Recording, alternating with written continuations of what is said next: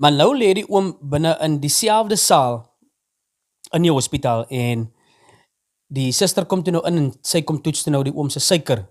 En die wat hulle in jou vinger so prik en dan vat hulle die druppeltjie bloed en dan druk hulle dit in hy masjienkie. Jy weet, hy masjienkie wat mos net die klein skreentjie het wat lyk soos 'n calculator skerm. En hy vra toe nou vir die suster, maar wat is die lesing toe nou? En die suster wys toe nou vir hom die wat op die masjienkie staan en die suster is weer daar uit, maar jy kan sien daai kouete wat oor hy oom kom. En hy oom sê net joh.